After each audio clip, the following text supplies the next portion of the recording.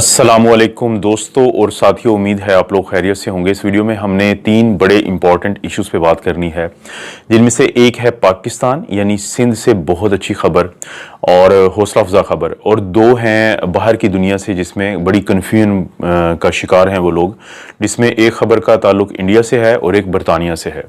तो सबसे पहले तो जो पाकिस्तान से खबर है वो ये है कि जो सिंध है वो तमाम सूबों पे बाजी ले गया है, इस तरह से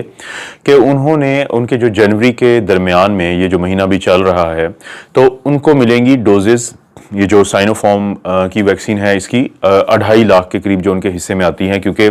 आप सब दोस्तों को पता है कि 12 लाख डोजेस पाकिस्तान को मिलेंगी अभी जो पहले मरहले में, तो उनमें से जो 2.5 लाख हैं वो सिंध का हिस्सा हैं। तो सिंध की हुकूमत ये फैसला कर चुकी है कि उनमें से 1,15,000 जो डोजेज हैं वो पहले मरहले में दी जाएंगी। जो फ्रंट लाइन हेल्थ वर्कर्स हैं, जिसमें डॉक्टर्स हैं, नर्सेज हैं, पैरामेडिक्स हैं, सैनिटरी वर्कर्स हैं, जो हॉस्पिटल्स में काम करते हैं, खसूसी तौर पर जो कोविड के पेशेंट्स से मुतल्लिक। ना सिर्फ ये कि उन्होंने ये फैसला किया है, जिसके बाद फेज़ 2 में वो जाएंगे उन लोगों पे जो सीनियर सिटीजन जिनको हम कहते हैं, फिर वो जाएंगे उन लोगों के लिए जो कि हाई रिस्क कैटेगरी में आते हैं, और आखिर में आम आवाम के लिए जो है, आम लोगों के लिए जिनकी उम्र भी कम है और जिनको कोई बीमारियां भी नहीं है उनको लगेगी। तो ना सिर्फ उन्होंने ये फैसला किया है बल्कि उन्होंने 2 सेंटर्स जो हैं वो डेजिग्नेट किए हैं। जैसे अगर एक मैं मिसाल दूं तो कराची एक्सपो सेंटर जो है वहाँ पे उन्होंने तैयारियां मुकम्मल कर ली हैं, और उसमें वहाँ पे उन्होंने 50 क्यूबिकल्स बनाए हैं। जो क्यूबिकल्स आप मुख्तलिफ दफ्तरों में देखते हैं कि बैठने के लिए होते हैं,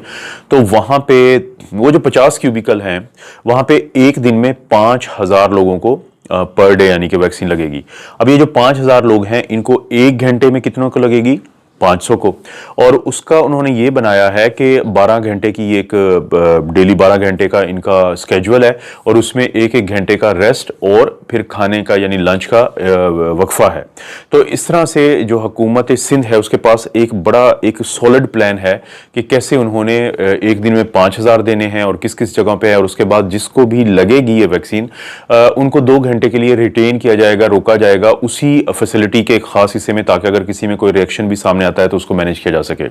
ना सिर्फ ये बल्कि उन्होंने ये भी फैसला किया है कि जो भी उनके ये जिनको वैक्सीन लगेगी अगले दिन उनको जहां जहां पे वो काम करते हैं वहां से उनको छुट्टी होगी। तो ये बड़ा जबरदस्त प्लान उन्होंने दिया है। हालांकि जो पाकिस्तान में जो सबसे बड़ा सूबा है वो पंजाब है, ये इस तरह का प्लान बहुत जल्द वहां से आना चाहिए, क्योंकि हैरानकुन तौर पर अगरचे सिंध की निस्बत केसेस यहां पे कम हैं, कन्फर्म भी और जो मौजूद हैं, लेकिन अमवात पंजाब में ज्यादा हैं। पंजाब में इस वक्त तक 4,124 के से ज्यादा जो है लोग उनकी अमवात हो चुकी हैं। अगरचे जो हमारे पास कंफर्म्ड केसेस हैं वो पंजाब में 1,40,000 से ज्यादा हैं, लेकिन अगर इसके मुकाबले में हम देखें तो सिंध में जो केसेस की तादाद है वो है 2,18,000 से ज्यादा, लेकिन वहां पे अमवात जो हैं तो वो 3,611 हैं।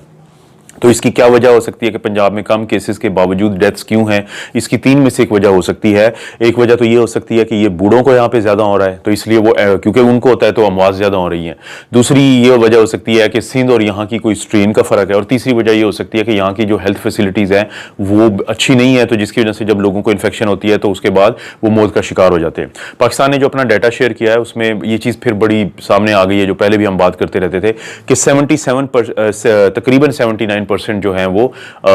उन लोगों को ये इन्फेक्शन हुई है कि जो जिनकी उम्र 50 से ज़्यादा है। और यहाँ पे अभी जो डाटा आया है उसमें तकरीबन 69% मेल हैं, और यानी मर्दों में ज़्यादा हुई, और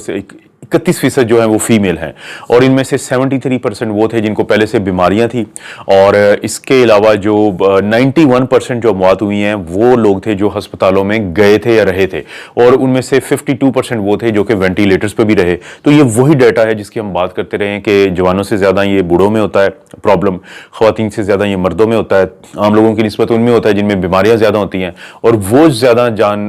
उनकी जाती है जो कि आमतौर पर हॉस्पिटल्स के अंदर जाते हैं क्योंकि बीमारी ज़्यादा हो चुकी होती है। इंडिया से दोस्तों जो कंफ्यूजन वाली खबर है वो ये है कि क्योंकि उन्होंने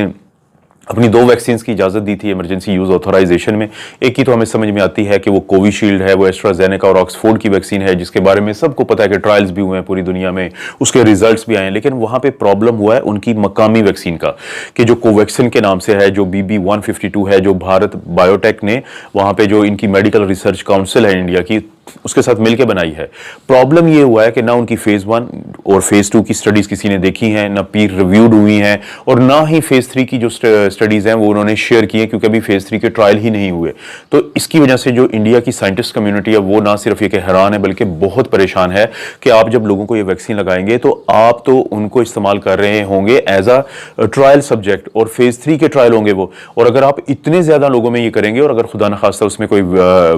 आती है एडवर्स इफेक्ट तो उसका बहुत बड़ा प्रॉब्लम होगा। अगरचे उनकी भी ये जो वैक्सीन है मकामी तौर पे तैयार की हुई, ये भी साइनोफार्म की वैक्सीन की तरह इनएक्टिवेटेड है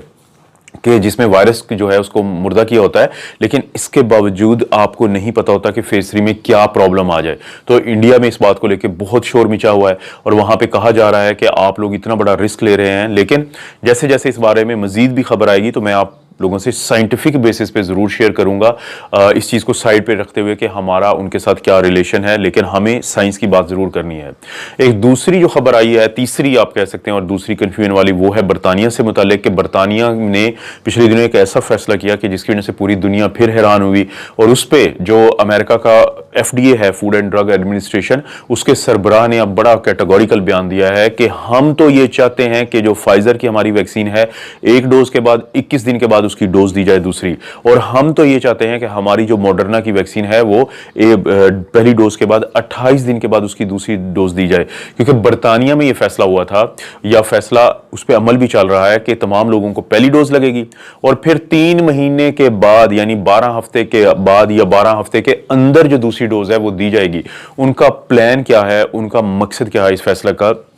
वो ये चाहते हैं कि ज्यादा से ज्यादा लोगों को वैक्सीन लग जाए, बजाय इसके कि कम लोगों को लगे और 2 डोजेस लगें। लेकिन उसमें उनका ये कहना है, क्योंकि दोस्तों जब भी पहली डोज लगती है तो आप फर्ज कर लें कि 50% के करीब आपको इफेक्टिवनेस हो जाती है, आपको हिफाजत मिल जाती है। लेकिन जब आपको सेकंड डोज लगती है तो उसके 1 हफ्ते के बाद जो हिफाजत है वो 90 से 95% तक बढ़ जाती है। तो बरतानिया की हुकूमत का ये प्लान है कि क्योंकि वहां पे एक नई स्ट्रेन है, सबको पता है, क्योंकि वहां पे एक ऐसी स्ट्रेन है जो बड़ी तेजी से फैलती है, सबको पता है, और क्योंकि वहां पे जो हॉस्पिटल्स हैं वो तकरीबन अब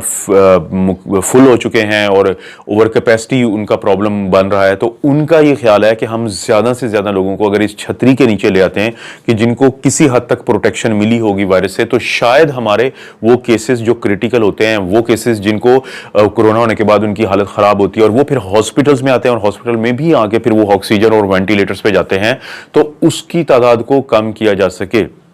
लेकिन दुनिया की जो साइंस के जो एक्सपर्ट्स हैं और फिर जिस तरह अमेरिका के जो FDA के जो एक्सपर्ट्स हैं, उन्होंने भी कहा है कि ये बहुत बड़ा जुआ होगा, क्योंकि कभी किसी ट्रायल में हमने ऐसे नहीं किया, हमें नहीं पता कि अगर ये स्ट्रेटजी अपनाई जाती है तो इसका नतीजा क्या निकलेगा। लेकिन अभी बरतानिया इसी चीज़ को फॉलो कर रहा है, और जो बाकी कंट्रीज़ हैं या जो बाकी ममालिक हैं वो ऐसा कोई रिस्क नहीं लेना चाहते। वो यही चाहते हैं कि अगर 2 डोज की वैक्सीन है तो उसको पहली के बाद जितने दिन एस्टेब्लिश्ड हैं ट्रायल में, उसके हिसाब से उतने ही दिनों में दी जाए। दोस्तों जैसे जैसे